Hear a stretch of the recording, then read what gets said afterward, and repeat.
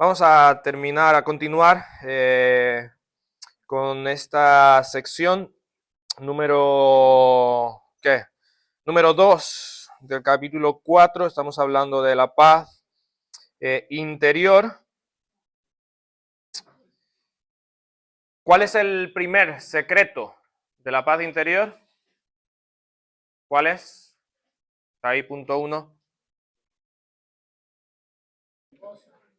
¿Cuál es el primer secreto de la paz interior? Tener a Cristo como la fuente de tu gozo. Nuevamente, si Cristo no es tu fuente de gozo, no vas a tener verdadera paz interior. ¿Sí? Cristo es nuestra paz. Y terminamos. Vamos a leer nuevamente esta frase de Spurgeon todos juntos. Vamos a leerlo desde nada más que Cristo. Juntos, nada más que Cristo, nada más que Cristo. Dame a Cristo, oh Dios, y estoy satisfecho. Mi alma te alabará por siempre, para siempre. ¿Esa es tu oración? Espero que sí, ¿sí? Esa debe ser tu oración y esa debe ser tu invitación también a otros. Si no tienes ese gozo y satisfacción en Cristo, nunca podrás tener verdadera paz, porque la verdadera paz está sujeta a Cristo. Surge de esa bondad de Dios en Cristo. Pero en segundo lugar, seguimos descubriendo cuál es el secreto de la paz interior.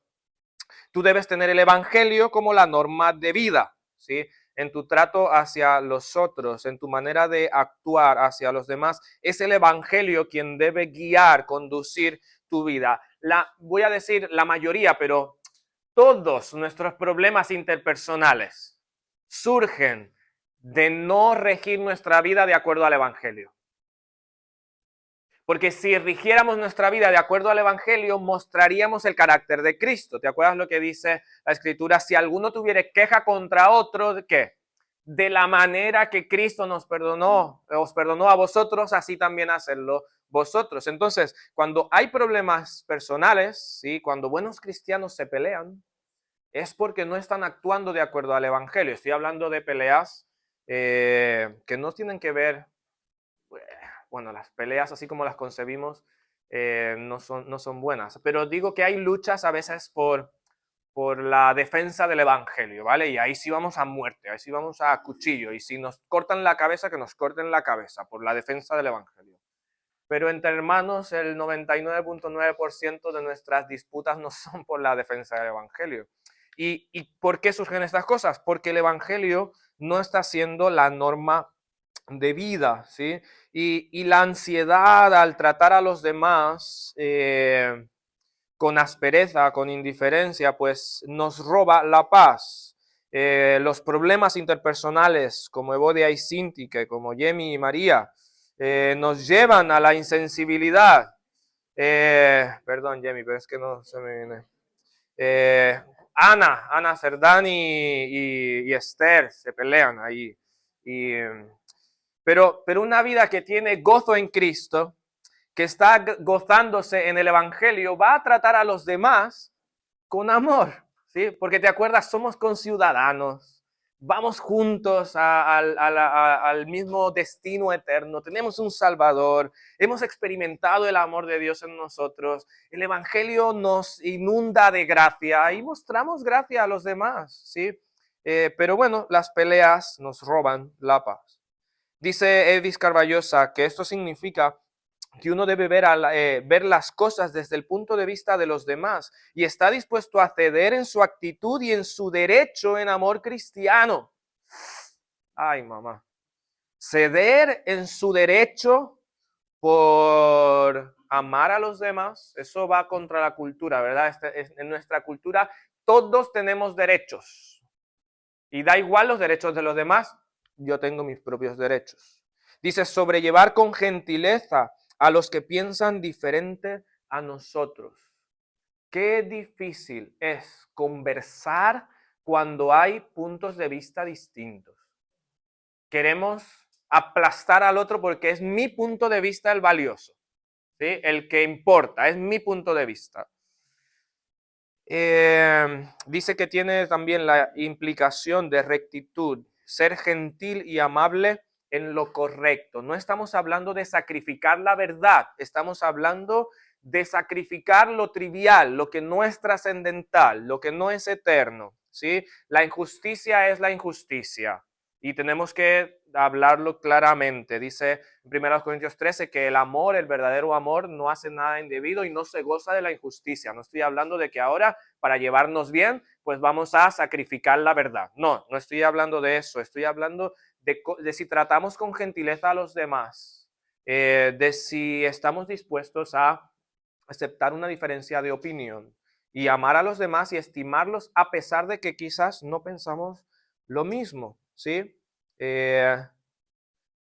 Y además, ¿sí? Esta amabilidad se intensifica, ¿sí? Con la verdad de que Cristo está cerca. Dice ahí el versículo 5, vuestra gentileza sea conocida de todos los hombres. Y dice que el Señor está cerca. ¿Sí? Estamos en Filipenses 4:5. Vuestra gentileza sea conocida de todos los hombres. El Señor está cerca. Y la idea no se refiere a que Cristo viene y está cerca de venir. La idea es que Cristo está con nosotros y está cerca, ¿sí? Y nos está mirando. Esa es la idea. Está su presencia. Y oye, no queremos, si Cristo estuviera ahora mismo aquí enfrente de nosotros, ¿estaríamos peleándonos? ¿Ah? Discutiéndonos voy a usar la palabra tonterías, hablando a la luz de la eternidad, ¿sí? No es así, ¿sí? No queremos estar envueltos en pleitos que son de tropiezo a otro. Queremos reflejar el evangelio porque somos sal y luz. Queremos que otros vean la realidad y el poder del evangelio. Así que no ponemos tropiezo con un trato hostil. Queremos crecer en santidad porque Cristo está cerca. Hay una expresión que no sé si la habéis escuchado, coramdeo, significa siempre en la presencia de Dios, ¿sí? Y es que siempre estamos en la presencia de Dios. Siempre. ¿Te acuerdas Salmo 139? ¿A dónde me huiré de tu espíritu? Aunque me vaya a lo último, ahí tú estás. Eso es corandeo. Y cuando estamos en nuestras relaciones, tenemos que mantener esto presente. Porque los pleitos, la falta de unidad, también roba nuestra paz. También el secreto de la paz interior está añadido a tener la gratitud como parte habitual de tu oración. Pero hablo de la gratitud, de una gratitud sentida, una gratitud real, porque a veces empezamos la oración y decimos, Dios, gracias por todo. ¿Pero por qué? Eso es como cuando el marido llega con la mujer, ¿verdad? La esposa, y le dice, amorcito, te amo. Y la esposa le dice, a ver, ¿por qué? Esa es una de las peores preguntas que un hombre puede recibir. Pues porque te amo. O sea, no, la respuesta, por todo. Sí, pero ¿qué es ese todo? Pues por todo. O sea, es así. Sí, eso es así. Y muchas veces vamos a Dios así. Dios, te damos gracias por todo. Pero ¿qué es ese todo? ¿Qué es ese todo? ¿Sí? ¿Sabes qué debería ser lo primero en ese todo? Cristo. Te doy gracias por Cristo. Porque sin Cristo no tenemos nada. Y todo lo que podríamos tener no serviría de nada. Gracias por Cristo. Gracias por ti mismo. Y abundar en gratitud por quién es Dios, ¿sí? Sobre todas las cosas. Nos vamos muy rápido a las bendiciones materiales y terrenales y damos muy pocas gracias a Dios por Él mismo, por quién es Él, por su carácter, por su santidad, por su celo, por su ira, por su justicia, por su inmutabilidad, por su gracia, por Cristo, por Cristo, por Cristo, por Cristo, por Cristo. Y ojalá llegue el día, cuando compartía en una predicación, ojalá llegue el día cuando terminemos la oración y digamos, en el nombre de Jesús, amén. Y digamos, Dios, se me había olvidado. te quería pedir por esto. Y hayamos estado tan absortos ante quién es Dios y agradecidos por su persona, que nos olvidemos de nuestra necesidad y tengamos que orar otra vez para pedir por esa necesidad. ¿Has tenido un amigo que cuando lo ves, sabes que te va a pedir algo? Y cuando lo ves, se te cae algo al suelo, detrás del coche, y así no te ve, porque sabes que te va a pedir algo. ¿Sí? ¿Será que Dios así se esconde detrás del trono, así cuando vamos, porque vamos a pedir? No, no ocurre, ¿verdad? Pero ¿no te ha pasado que tienes un amigo tan íntimo, que disfrutas tanto hablar y conversar con él, y que tienes algo que pedirle, pero cuando te encuentras con él le das un abrazo y empiezas a hablar, mira, tal, y estás disfrutando, y después cuando te vas dices, ala, pero si le iba a decir esto, si le iba a pedir esto? ¿Por qué? Porque hay pasión. Y Cristo debería ser nuestra pasión. ¿Sí? Y no tenemos paz porque no miramos, no vemos las tantas bendiciones que tenemos en Dios, en Él mismo, o sea, en su carácter, en su persona y en Cristo. Y estamos esperando más y más y más y más cosas. Y esto es como los juguetes de mis hijos. Están abriendo los regalos de Navidad y ya están pensando en qué regalo quieren para el cumpleaños. ¿Sí? Pero hermanos, nos reímos, pero somos así. Estamos ya pensando en todo lo que necesitamos. ¿Y Cristo dónde está? Él es nuestra necesidad. ¿Será que podemos decir como Spurgeon, dame a Cristo, solamente a Cristo, y estoy satisfecho y mi alma te alabará por siempre? No tenemos paz porque no somos verdaderamente agradecidos por quién es Dios y quién es Cristo. Y da igual si no me da nada más. Da igual si no me da cosas materiales. Da igual si me mata. Dice Job, he aquí que si él me matare, con todo en él esperaré. ¡Guau, hermano! Ojalá ese fuera nuestro corazón, ¿sí? Y el día que tengamos ese corazón, esa oración agradecida, entonces tendremos paz. Porque veremos las tantas bendiciones de Dios que nuestros problemas terrenales muy fuertes como montañas serán nada delante de Cristo, serán nada delante de las glorias que tenemos en Cristo Jesús. No estés afanado, es la exhortación allí, versículo 6, por nada estéis afanosos, si no sean conocidas vuestras peticiones delante de Dios en toda oración y ruego con acción de gracias. Esto es lo que determina el equilibrio en nuestras oraciones, ¿sí? Tú no puedes orar con verdadera gratitud si tú no estás confiando en Dios y contento con su cuidado de ti, ¿sí? En el momento, y seguramente hay cosas que te atribulan, en el momento en que tú puedes decir, Dios, gracias, es que estás descansando en que Él tiene el control de todo. Mientras tú no confías, no puedes decir gracias, ¿sí? Y por eso tenemos que perseguir y tener la gratitud como parte habitual de nuestra oración, ¿sí? Agradecer a Dios antes de ver la respuesta. ¿Qué tal si oráramos diciendo, Dios, te pido esto, y si me lo das, yo te voy a alabar? Pero si no me lo das, yo te voy a alabar mucho más.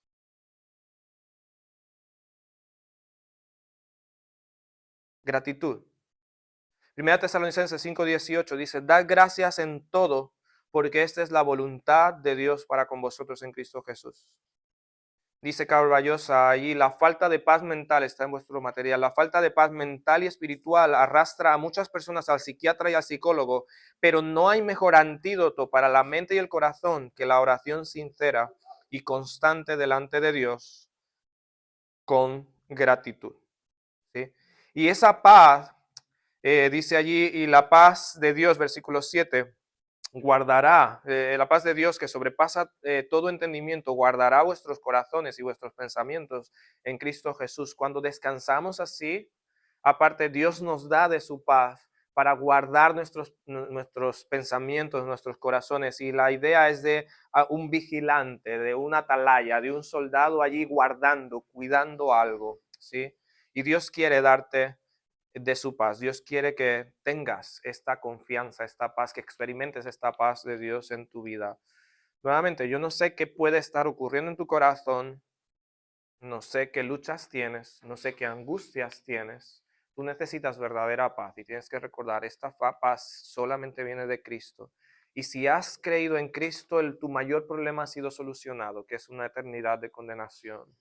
Ahora, persevera en este entendimiento del Evangelio. Aférrate a Cristo y agradece, descansa en Él. Pero otro asunto que necesitamos, ojalá pudiéramos detenernos más tiempo, pero otro asunto que necesitamos es tener una mente renovada. Tenemos otro versículo que es súper conocido, Filipenses 4:8. ¿Quiénes tienen de memoria Filipenses 4:8? ¿Ah? Lo decimos todos juntos, como dice. Por lo demás, hermanos, todo lo que es.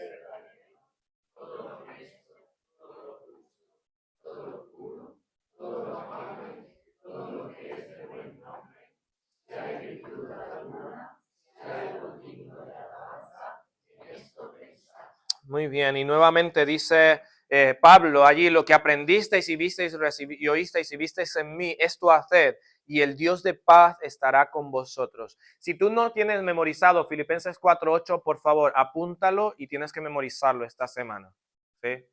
Porque no podemos tener paz si nuestra mente no está controlada por el Evangelio, si nuestra mente no está renovada por el Evangelio.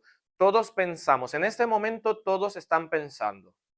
Están pensando en lo que yo estoy diciendo, están pensando en lo bien que comieron, están pensando en el cansancio que tienen, están pensando en muchas cosas. Todos pensamos, ¿sí?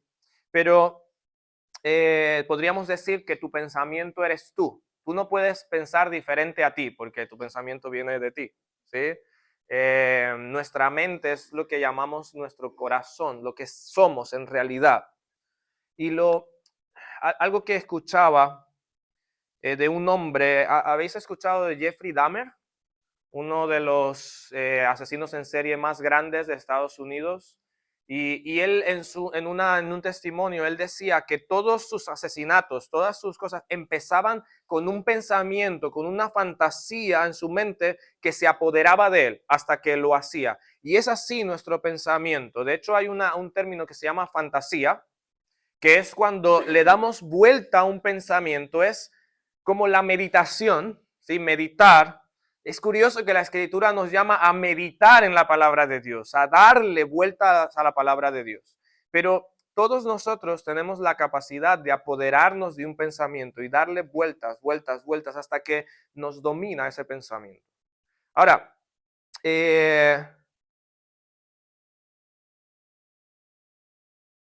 nos recreamos en nuestros pensamientos, ¿sí? Y yo quiero dedicar un momentito para hablar algo allí que he puesto como la historia del pensamiento. Y no está estrictamente aquí en Filipenses, pero quiero que sirva como un marco de referencia. ¿Cómo es que funciona nuestro pensamiento o cómo es que llegamos a tener nuestros pensamientos como seres humanos? Lo primero que pongo ahí es el origen del pensamiento. Dios creó a Adán y Eva, ¿de qué maneras? Perfectos, ¿verdad? Santos y puros. ¿Cómo era el pensamiento de Adán y Eva cuando fueron creados? Santo y puro. O sea, Adán y Eva fueron creados para deleitarse en su creador, para adorar a su creador. Entonces sus pensamientos estaban todos en función de la gloria de Dios. Pero por causa del pecado, vemos lo que he puesto, la fractura del pensamiento. Por causa de apoderarse de un pensamiento de independencia de Dios, ahora el hombre empezó a pensar contrario a Dios. Antes su pensamiento era para amar a Dios y obedecer a Dios. Ahora está pensando contrario a la santidad de Dios. ¿Me explico? ¿Sí? Pero lo más glorioso es que Dios decidió salvar al hombre y en este contexto redimir el pensamiento. ¿Sí? Ahora por Cristo Jesús, tú tienes una mente nueva.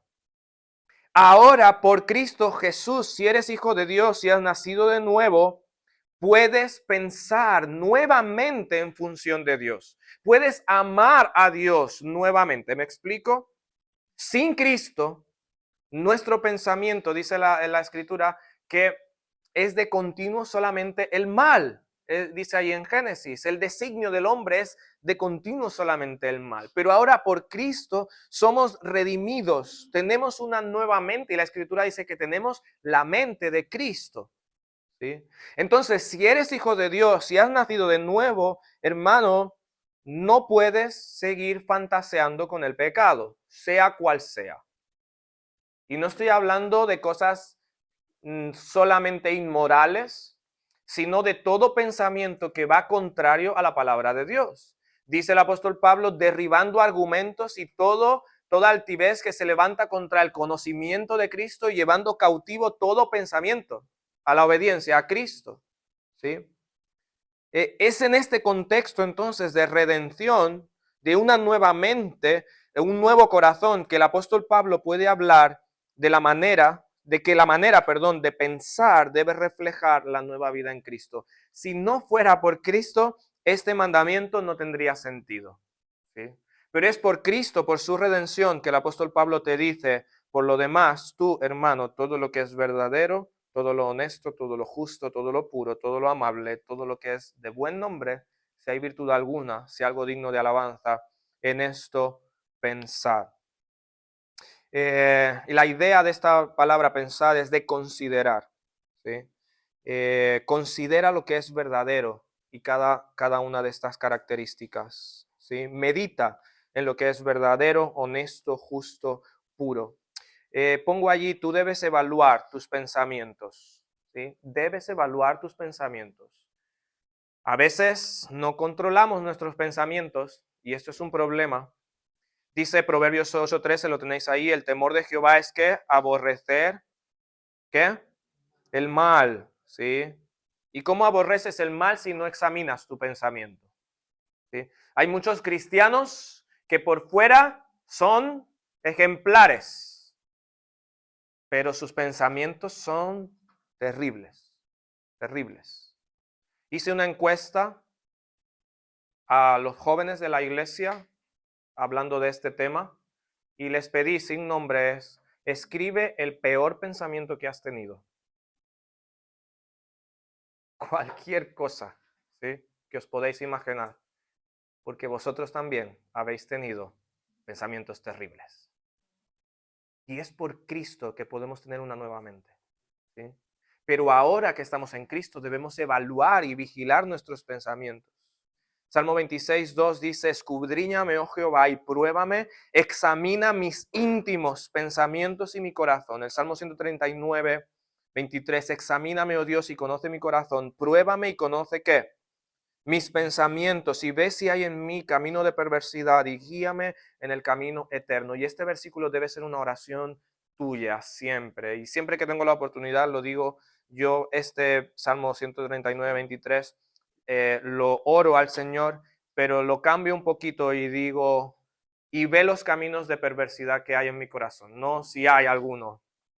No es la intención del texto, pero quiero ser muy específico, ¿sí? Muéstrame los caminos de perversidad que hay en mis pensamientos. Debes evaluar tus pensamientos y debes inundar tu mente de las escrituras. Hebreos 4:12, lo leemos todos juntos, de allí del material, que dice, porque la palabra de Dios es viva y eficaz y más cortante que toda espada de dos filos y penetra hasta partir el alma y el espíritu, las coyunturas y los tuétanos, y discierne los pensamientos y las intenciones del corazón. Y no hay cosa creada que no sea manifiesta en su presencia. Antes bien, todas las cosas están desnudas y abiertas a los ojos de aquel a quien tenemos que dar cuenta. Hermanos, tus pensamientos están desnudos delante de Dios. ¿Y en qué inviertes tu pensamiento? Joven, adulto, ¿en qué inviertes tu pensamiento? Está desnudo delante de Dios. Y la obra de Dios no es meramente externa. Dios quiere con su palabra, y por eso debes inundar tu mente de las escrituras, porque Dios quiere ir a lo profundo de tus pensamientos y transformarlos. Entonces los frutos externos serán genuinos, si tu corazón es cambiado. ¿Sí? Evalúa e inunda tu mente con las escrituras. Colosenses 3:16, la palabra de Cristo mora en abundancia en vosotros, enseñándoos y exhortándoos unos a otros en toda sabiduría. ¿Sí? Dice el versículo 9 que la paz de Dios estará con vosotros. Y entonces no tenemos paz verdadera porque nuestra mente va suelta, va pensando lo que quiere y no precisamente todas las verdades que Dios nos ha dejado, todas sus promesas, todo su carácter, ¿sí? Necesitamos controlar nuestra mente, necesitamos permitir que el Evangelio renueve nuestra mente, ¿sí? Cristo entonces debe ser el centro de tus pensamientos y quiero que pienses en esto. Toda esta descripción del versículo 8 es una descripción de Cristo, ¿sí? Cristo es el verdadero. Cristo es el honesto. Cristo es el justo. Cristo es el puro, el amable. Es el que tiene buen nombre. Es el que tiene toda virtud. Es el único digno de toda alabanza. ¿Te suena? Entonces piensa en Cristo. Medita en Cristo. Abunda en tu pensamiento en quién es Cristo. Conoce a Cristo. ¿Ves por qué es tan importante desde el principio hablar de lo que hemos hablado de conocer, de esta relación íntima con Cristo? ¿Sí? Porque Él transforma nuestra manera de pensar, porque Él es la perfección de este versículo. ¿Sí? Martín Lutero dice, no puedes evitar que los pájaros vuelen sobre tu cabeza, pero sí puedes evitar que aniden en ella. No puedes evitar que pensamientos pasen por tu mente, pero tú puedes decidir cuánto tiempo se quedan ahí. ¿Sí? Y el único antídoto es que Cristo inunde tu mente, que la palabra de Dios inunde tu mente. ¿Sí? Ten cuidado con tus pensamientos. Pasamos a la sección 3. Ya hemos hecho un poquito una mención, pero hablando del contentamiento. Filipenses capítulo 4, versículos 10 al 13. Dice, en gran manera me gocé en el Señor de que ya a fin habéis revivido vuestro cuidado de mí, de lo cual también estabais solícitos, pero os faltaba la oportunidad. No lo digo porque tenga escasez, pues he aprendido a contentarme cualquiera que sea mi situación. Sé vivir humildemente y sé tener abundancia. En todo y por todo estoy enseñado, así para estar saciado como para tener hambre, así para tener abundancia como para padecer necesidad. Todo lo puedo en Cristo que me fortalece. ¿Conocemos este texto, este versículo? ¿Sí? Filipenses 4:13. Contentamiento. Este texto nos presenta una de las razones por las que Pablo escribió a la iglesia en Filipos. Agradecer por la ofrenda que había recibido de la iglesia. Pero el apóstol Pablo, en su agradecimiento, quiere aclarar que él no está agradeciendo porque quiere manipular a la iglesia por lo que había recibido. Pero algo a considerar con este tema del contentamiento es que nuestro corazón es descontento por naturaleza y busca aferrarse a lo material que cree que le va a dar estabilidad. Y pensando en esto, recuerdo cuando Cristo estaba hablando de que no podemos servir a dos señores, o no podemos amar a las riquezas o a nuestros bienes y a Cristo. Y lo interesante es que por naturaleza somos idólatras de los bienes materiales. Y es necesario, ¿sí? Tenéis ahí en vuestro material, Dios puede regenerar un corazón idólatra para que confíe únicamente en Cristo para salvación, y Dios puede transformar un corazón idólatra para que tenga contentamiento, porque por naturaleza somos descontentos y es idolatría. Si Cristo es suficiente para nosotros, deberíamos tener contentamiento siempre. Pero no tenemos contentamiento porque tenemos nuestra esperanza y nuestro amor en otra cosa que no es Cristo. Ahora, para tener ahí en cuenta, el contentamiento es algo que se debe aprender. Dice el apóstol Pablo, no lo digo porque tenga escasez, pues he aprendido a contentarme cualquiera que sea mi situación. ¿Sí? He aprendido a contentarme. Cuando estoy en situación de escasez, de problema, yo tengo que recordar las verdades de Dios, lo que Dios me dice de quién es Él. Dios es soberano, Dios sustenta toda su creación, Dios tiene cuidado de sus hijos, ¿sí o no? Entonces ¿por qué nos angustiamos? ¿Ah? Dios sabe de qué tenemos necesidad. Mateo 6. Sí, entonces ¿por qué nos angustiamos? Todas las cosas nos ayudan a bien, dice Romanos capítulo 8. Entonces ¿por qué renegamos de la necesidad? Hemos leído hace poco, dad gracias en todo. ¿Por qué no damos gracias ante la escasez? Entonces cuando hablamos de contentamiento, en este contexto aquí económico, debemos presuponer que van a haber situaciones de escasez para aprender a tener contentamiento. ¿Me explico?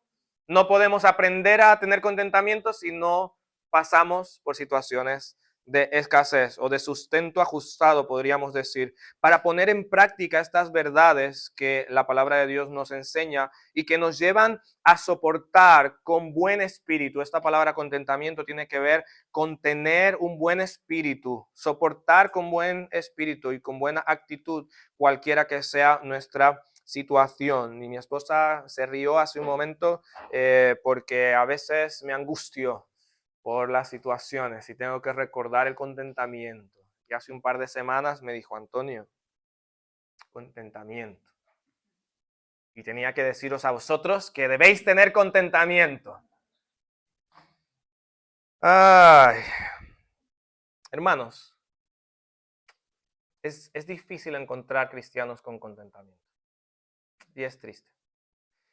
Y lo peor de todo es que vamos enseñando el contentamiento, el descontento. Los padres que estáis aquí, cuidado con la forma en que enseñamos a nuestros hijos. Muchas veces le decimos a nuestros hijos, no podemos esto porque no tenemos dinero. No, esto, aquello, porque no tenemos dinero.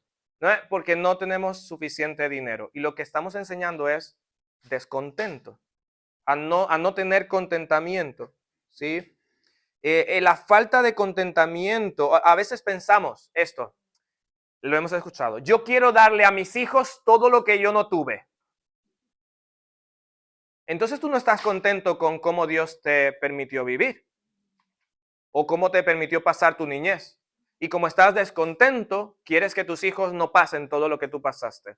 ¿Y acaso eso no ha sido el instrumento que Dios ha usado para guiarte, para llevarte a Él seguramente? ¿Ves cómo a veces enseñamos incluso la falta de contentamiento? Y la falta de contentamiento es la causa de que muchas personas modifican su cuerpo irracionalmente. Mujeres amargadas porque no están contentas con cómo Dios les hizo. Siempre hay un defecto, ¿sí? Se comparan constantemente. Los hombres vamos más así. Y las mujeres son tan susceptibles a ser descontentas, a estar descontentas. ¿Sí? Los hombres también, por otras cosas. Seguramente llega tu amigo con ese coche. Ayer veníamos en la autovía y escucho un sonido de un motor por aquí y digo, este coche no es normal. Y cuando veo un Lamborghini verde rugiendo y le grito a mis hijos, ¡mirad ese coche! ¿A que lo persigo? No podía. El contentamiento, dar gracias a Dios en todo y estar satisfechos por lo que Dios nos ha dado. Ahora, no estoy hablando de que, bueno, tenemos un pensamiento así, bueno, ni me voy a esforzar, total, que estoy contento con lo que Dios me ha dado. Y si tengo la oportunidad de tener un mejor trabajo, de comprar algo, pues no, porque estoy contento. No estoy hablando de eso. Si Dios te permite obtener algo mejor, sé diligente en obtener eso que Dios te está permitiendo, pero el problema es la actitud, ¿sí? ¿Qué es la actitud que te mueve? El contentamiento, debes aprenderlo, el contentamiento no depende de las circunstancias. Le echamos tanta culpa a las circunstancias y el contentamiento no depende de las circunstancias porque las circunstancias las pone y las permite Dios. Si Dios no quisiera que una circunstancia llegara a tu vida, no la tendrías. ¿Te acuerdas al principio que Pablo dice, las circunstancias que me han sobrevenido, que me han venido, han sido para el avance del evangelio? Y así cada circunstancia en tu vida, Pablo dice, cualquiera que sea mi situación, ¿sí? Cualquiera que sea mi situación. Recordamos lo que dice Romanos 8:35, ¿quién nos separará del amor de Cristo? ¿Tribulación o angustia o persecución o hambre o desnudez o peligro o espada? Como está escrito, por causa de ti somos muertos todo el tiempo, somos contados como ovejas de matadero. Antes, en todas estas cosas somos más que vencedores por medio de aquel que nos amó. Así que si tú eres hijo de Dios, puedes tener contentamiento. ¿Por quién? Por Cristo. ¿Sí? Y nuevamente tenemos que exaltar a Cristo en esto y aferrarnos a Él. ¿Sí? Quisiera hacer una aplicación muy particular de este texto, porque en el contexto está hablando de sustentar al apóstol Pablo. ¿Sí? La iglesia de los filipenses ha dado una ofrenda para el apóstol Pablo. ¿Cuántos cristianos no ofrendan porque no tienen? O porque no tienen todo lo que quisieran tener. ¿Sí? Y escuchamos esto, tengo escasez y por eso no doy.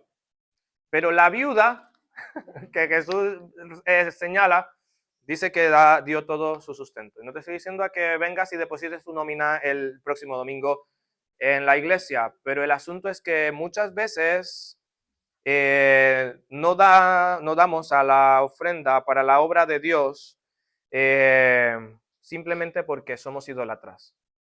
Simplemente porque no confiamos, decimos que confiamos en Dios, pero no confiamos en que Él nos ha sustentado para sustentar. ¿Sí? Simplemente porque amamos el dinero. Y es una excusa. Hay situaciones donde una persona no puede, pero hay muchas donde es simplemente una excusa. Padres, enseñen a sus hijos a ofrendar, a dar. Porque el contentamiento no depende de las circunstancias, depende de un corazón que está satisfecho en Cristo, sea cual sea la situación que tenga que enfrentar, porque entiende que su necesidad más grande, que es la necesidad de salvación, ya ha sido satisfecha en Cristo. Y tenemos que estar satisfechos en Él. Entonces el contentamiento, en tercer lugar, se encuentra su fundamento y su vitalidad en Cristo. Tenéis ahí en vuestro material, la falta de contentamiento es un asunto de amores invertidos, es idolatría.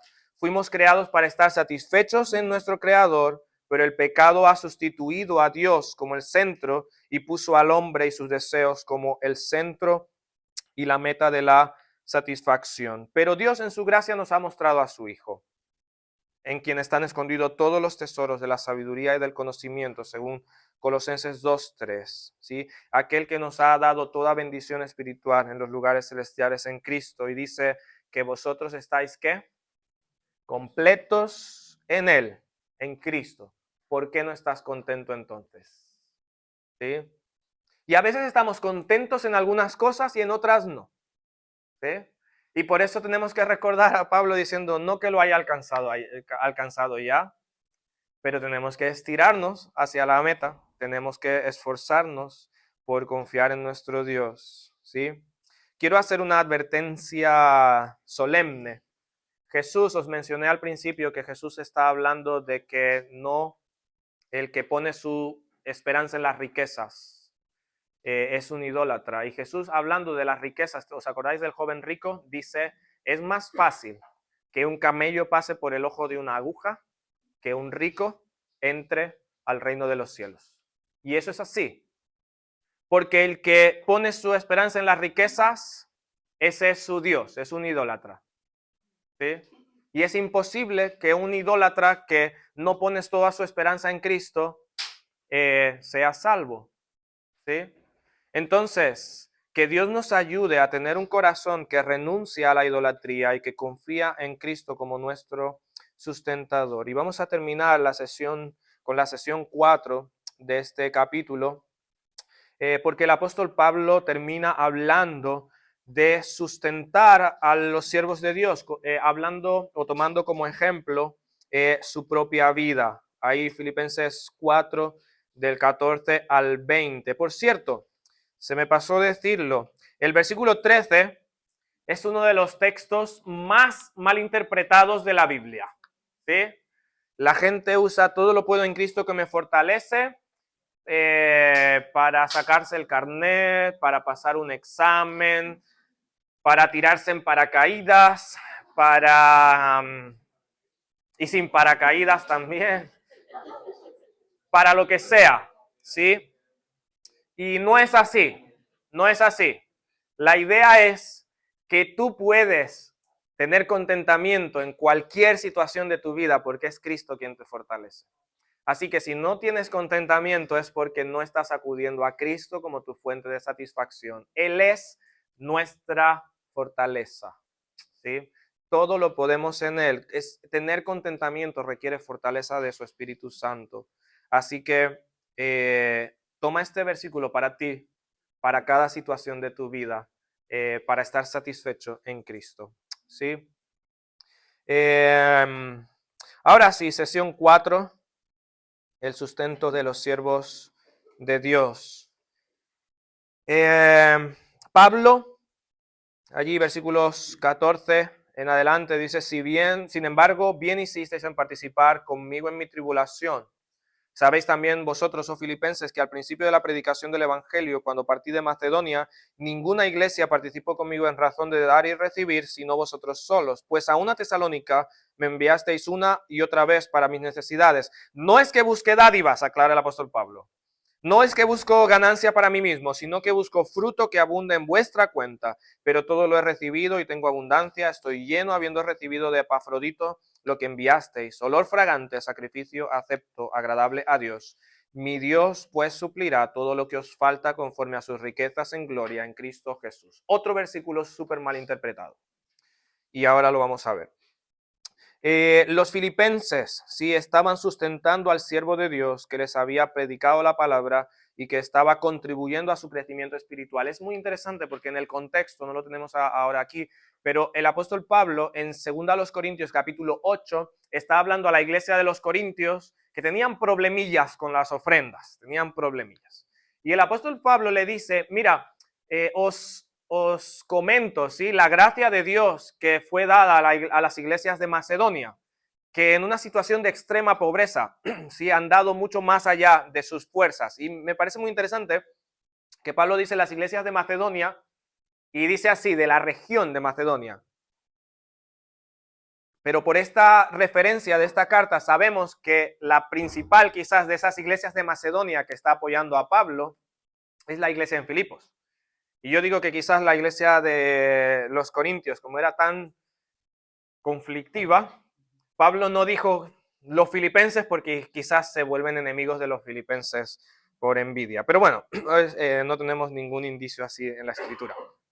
Pero es interesante, esta iglesia está comprometida con ayudar y suplir las necesidades de el siervo de Dios, del misionero. Y entonces tenemos que ver, y quiero animarnos a ver, que tú debes ofrendar, porque es el enfoque de este momento, de este contexto, animar a los hermanos en su participación, y tú debes ofrendar buscando la recompensa verdadera. El tema de las ofrendas es uno de los temas más difíciles de atender en la iglesia, porque si lo habla, como hemos tenido tantos malos ejemplos, pastores que se roban el dinero, pastores que manipulan, que extorsionan, que iba a decir una palabra venezolana, que matraquean. Dubraca me entiende. ¿Qué sería? Expolian, eso sería casi matraquear, por ahí. Que expolian a la congregación, la manipulan, ¿sí?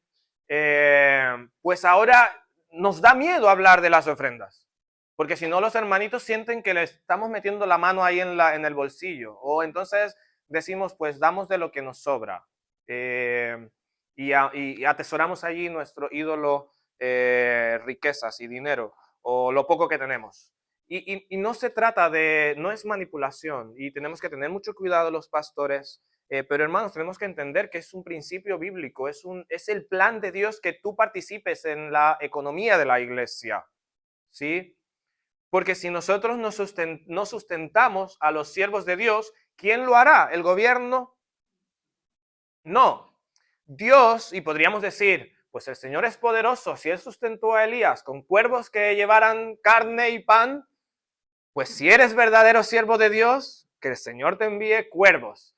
Y sí, voy a decirlo así, a veces el Señor usa cuervos. Situaciones y personas que no son las que deberían estar sustentando. ¿Sí? A veces el mismo pastor tiene que trabajar en otro trabajo y es digno, pero todo esto va en detrimento de la iglesia. Si tú tuvieras tu trabajo y tu jefe te dice, pues trabaja, no te sostengo, pero queremos que trabajes con nosotros. ¿Qué vas a hacer? Buscarías otro trabajo. Buscarías otro trabajo porque tienes una responsabilidad, tienes una necesidad. Y a veces como iglesia somos así. Pastor, apreciamos mucho tu predicación. Te amamos un montón. Pero no te sostenemos y a tu familia. Y el pastor entonces está en un problema grandísimo, en una disyuntiva grandísima. Ama la obra de Dios y quiere estar totalmente entregado en la obra de Dios, pero tiene una familia, tiene necesidades. ¿Y entonces qué hace? Y voy a decir esto. No sé la situación de vuestros pastores, no lo sé. Cada hora que tu pastor pasa fuera de la iglesia en tu trabajo es en contra de tu vida espiritual. No de su voluntad, pero son horas que podría invertir en la iglesia y en tu crecimiento espiritual. Así que cuando nos sustentamos, estamos obrando en contra de nosotros mismos. ¿Sí? Y a veces es duro pensarlo así, pero es necesario. Tú debes ofrendar buscando la recompensa verdadera. Es muy interesante esta parte y no podemos extendernos, pero hay evidencia en las escrituras de que por medio de los bienes terrenales podemos estar invirtiendo en lo espiritual. ¿Sí? Y el punto es que si inviertes para extender el reino de Dios en la tierra, lo que inviertes, ¿sí? Por decirlo así, en una cuenta para el reino, es lo que dice Pablo, no que busque dádiva, sino que busque fruto que abunde en vuestra cuenta. En 2 Corintios dice, hablando a los corintios, que por vuestra participación de sustentar a los santos, muchas oraciones de gracia son dadas a Dios a causa de vosotros, iglesias que oran por vosotros. Eso es cosechar espiritualmente, ¿sí? Que otros creyentes en otra parte del mundo oran y agradecen a Dios por vuestra participación en la obra misionera, en apoyar a misioneros. Eso es riqueza, ¿sí?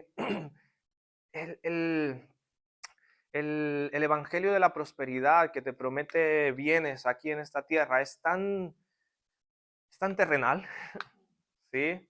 Cuando nuestra verdadera riqueza está en el cielo, cuando nuestra verdadera riqueza son entregar el fruto de nuestra participación a Cristo porque Él es el exaltado, Él es el glorioso, ¿sí? Cuando tú sustentas la obra de Dios y entonces esa predicación de la palabra de Dios afecta tu vida y te hace crecer, es fruto de tu participación. Cuando otra persona conoce el evangelio por causa de ese ministerio, de esa obra, es tu fruto también. Cuando estás apoyando a un misionero que está en otro país, en otra ciudad, en otro lugar de España o en otro lugar del mundo y personas reciben a Cristo, son salvas por la predicación del evangelio, tú estás participando en eso también. Eso es fruto que abunda en vuestra cuenta, ¿sí? Entonces, ofrenda por la recompensa verdadera. También ofrenda como un acto de adoración, ¿sí? Dice allí, todo lo he recibido, Pablo, y tengo abundancia, estoy lleno, habiendo recibido de Epafrodito lo que enviaste. Y dice, olor fragante, sacrificio acepto, agradable a Dios. La ofrenda de esta iglesia era olor fragante, sacrificio acepto, agradable a Dios. En Efesios 5:2, el apóstol Pablo usa la misma expresión de olor fragante, sacrificio acepto para el sacrificio de Cristo. Muy interesante. Y dice que nuestras ofrendas, ¿sí? Son también un sacrificio aceptable delante de Dios porque es un acto de adoración. Lo material es aceptado espiritualmente. Esto es interesante. Entonces es un acto de adoración. ¿Cómo? Y esto, meditaba en esto. ¿Cómo es que el Dios que no necesita de nada puede alegrarse con la ofrenda que yo doy y que seguramente hay miles y millones de personas que pueden ofrendar muchísimo más que yo? Y mi ofrenda con esfuerzo y que es menos que la de otros seguramente es aceptable delante de Dios porque estoy dándolo con adoración, como adoración. ¿Me explico? Dios no está mirando tanto la cantidad, sino mirando el corazón que ofrenda. ¿Sí? Y por supuesto que una persona que está buscando adorar a Dios, buscará adorar de la mejor manera. Y no quiero, quiero tener cuidado con esto porque no se trata de manipular, ¿sí? Se trata de que cada uno de nosotros entienda cómo está su corazón y si hay contentamiento en nuestro corazón. Y por eso el apóstol Pablo a los Corintios dice, cada uno de como propuso en su corazón, no por tristeza ni por necesidad. Yo no te puedo decir a ti la cantidad que vas a ofrendar, ni meterme en tu nómina o en tus capacidades. No, no, cada uno de como propuso en su corazón. Pero recuerda que Dios ama y bendice al dador alegre, el dador que está adorando y que ve en su posibilidad de ofrendar, que damos, como dice David, de lo recibido de tu mano, te damos. Un corazón agradecido a Dios, pues se va a esforzar, ¿sí? Se va a esforzar. Es un asunto entre Dios y cada uno de nosotros. Pero debemos ofrendar también por la promesa de sustento. Y es muy interesante porque Dios sustenta a sus hijos que ofrendan. Y es el enfoque de este versículo 19, ¿sí?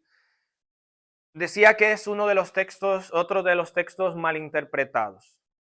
Cuando entonces estoy en escasez, vengo y digo, Señor, tú has prometido ahí en Filipenses 4:19 que tú suplirás todo lo que me falta conforme a tus riquezas en gloria. Y quizás estoy pensando en vacaciones o en tener otro par de zapatos o pero vamos a suponer que son necesidades, ¿vale? Señor, tú has prometido y Dios dice, ¿y tú estás participando en mi obra?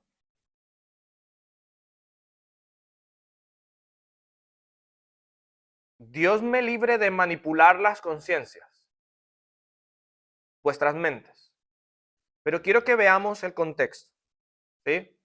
Y una ley para entender la palabra de Dios es el contexto, ¿sí? Tenerlo presente.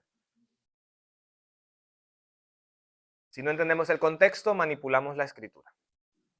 Y este versículo se usa para manipular porque no se entiende el contexto. Dice, vuestra ofrenda es sacrificio acepto, agradable a Dios.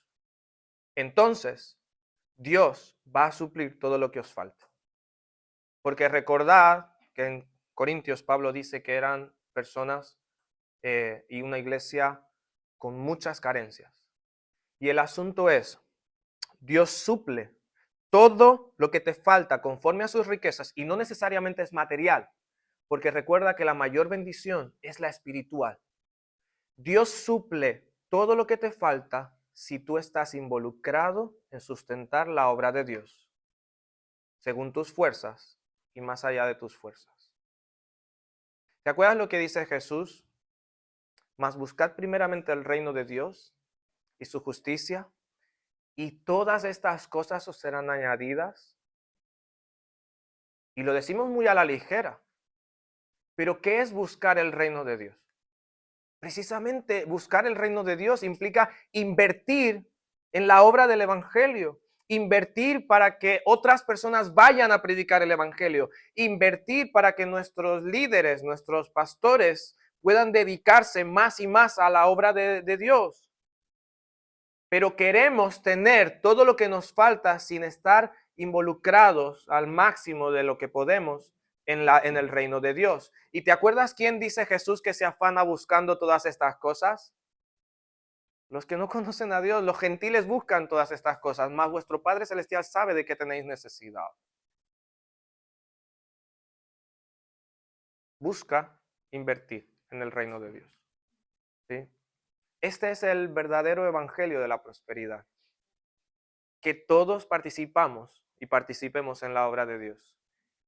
Y recuerda, Dios sabe de qué cosas tienes necesidad. ¿Sí? Entonces, cuando tú buscas el reino de Dios, Dios te sustenta. Y a veces, y yo diría que la mayoría de las veces, el sustento viene de que tú puedas escuchar la palabra de Dios. Y esa palabra dé fruto en tu corazón. Y tú puedas tener contentamiento. Y puedas adorar a Dios por medio de tu participación. Porque ves la riqueza que tienes en Cristo. ¿Sí? Tenemos que tener mucho cuidado con la idolatría. Mucho, mucho cuidado.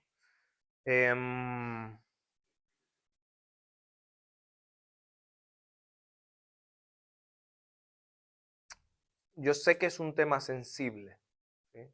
Sé que es un tema sensible. Pero que Dios nos ayude a ver esto con claridad en nuestra vida. Que Dios nos ayude a gozarnos, ¿sí?, de ser parte de su obra. Y nuevamente es un asunto entre tú y Dios. A veces digo, Dios, ¿será que oramos diciendo, Dios, dame más para poder apoyar más a tu obra? ¿Me explico? Dios, dame más para poder apoyar más. O decimos, Dios, dame más porque necesito, porque necesito, porque necesito, porque necesito, porque necesito. ¿Sí? Y Dios es tan bondadoso, Dios es tan bondadoso. Así que toma para ti este versículo 19. Dios suplirá todo lo que te falte conforme a sus riquezas en Cristo Jesús. Cristo es tu mayor bendición. ¿Sí? Pero Dios cumplirá esta promesa a su iglesia que está apoyando, sustentando su reino. ¿Sí? Es el diseño de Dios, que Dios sustenta su obra a través de sus hijos. ¿Sí? Ese es el diseño de Dios. En el tabernáculo estaban los sacerdotes allí sirviendo a Dios y el pueblo sustentaba a los sacerdotes porque era un beneficio espiritual para ellos. Era el bien para ellos que los sacerdotes estuvieran intercediendo por ellos delante de Dios. ¿Te parece? Sí. Y en la iglesia pasa igual. ¿Sí? Con mucho cuidado. Ahora, si ves a un pastor que te está manipulando y diciéndote, siembra, y ahora el culto de, ¿cómo dicen? De primicias, y tienes que dar y torciendo allí, si tú das, Dios te va a dar el doble. Y entonces veo visiones de prosperidad y de coches y de cosas y te está animando solamente a poner tus ojos en lo terrenal y todo lo que podrías lograr aquí. Sal corriendo. Sal corriendo. Terminamos con la última sección, que es la sección de despedida.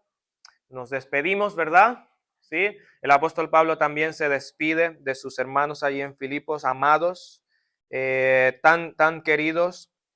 Y Pablo involucra también a otros hermanos que están allí en su entorno. Dice el versículo 20, al Dios y Padre nuestro sea gloria por los siglos de los siglos. Amén. Esto es parte del versículo 19. Y dice, saludad a todos los santos en Cristo Jesús. Los hermanos que están conmigo, os saludan. Todos los santos os saludan, especialmente los de la casa de César. La gracia de nuestro Señor Jesucristo sea con todos vosotros. Amén. Y veamos cómo al principio Pablo dice, todas las cosas que me han sucedido han redundado más bien para el progreso del Evangelio, tanto que ahora hay gente en la casa de César, y probablemente tiene que ver con allí, con el pretorio, los soldados y gente probablemente del gobierno también, por decirlo así, que han creído en Cristo porque han escuchado el Evangelio. Y ahora estos hermanos en Roma también están saludando y enviando sus deseos de bendición a los hermanos en Filipo. Y esto nos muestra cómo somos hermanos, ¿verdad? Estamos gente aquí de distintos países, de distintos lugares, y unos podemos orar por otros y podemos desear la bendición de Dios los unos por los otros. Y vemos entonces esta despedida de Pablo: la gracia de nuestro Señor Jesucristo sea con todos vosotros. Amén. La misma gracia del principio, esta capacitación para vivir la vida cristiana, esta bondad de Dios en vuestra vida, que sea también derramada sobre vosotros, hermanos. Que la gracia de nuestro Señor Jesucristo sea con todos y cada uno de vosotros. Que Cristo sea exaltado. Y termino entonces diciendo: a pesar de las limitaciones humanas, citando allí un texto de Carballosa, a pesar de las limitaciones humanas, las penurias de la cárcel y el peligro de la muerte misma, el apóstol muestra un corazón lleno de gozo, gratitud y entusiasmo hacia las cosas de Dios. Pablo era sin duda un hombre comprometido con Jesucristo y con el Evangelio de la gracia de Dios. Todos nosotros debemos ser imitadores de un hombre como él. Y termino diciendo: Dios quiere darte gozo. Sí, esto es para ti. Dios quiere darte gozo, pero su gozo está sujeto a Cristo. Necesitas a Cristo no solo para salvación, sino para toda tu vida. El gozo es Cristo, porque sin Él no tienes nada. Cristo debe ser tu pasión, tu modelo, tu esperanza y tu fortaleza. El verdadero gozo es Cristo. Y el cristiano verdadero puede encontrar gozo a prueba de todo solamente en Cristo. Y como hemos leído de Spurgeon, nada más que Cristo, nada más que Cristo. Dame a Cristo, oh Dios, y estoy satisfecho. Mi alma te alabará por siempre. Es mi oración que tengáis un gozo a prueba de todo, ¿sí? Y que el Señor os bendiga grandemente. Ha sido un gran privilegio para mí, y que el Señor cubra mis debilidades y mis carencias para fortalecer su palabra en vuestros corazones, ¿sí? Y que solamente Cristo sea exaltado, ¿sí? Para la gloria del Padre.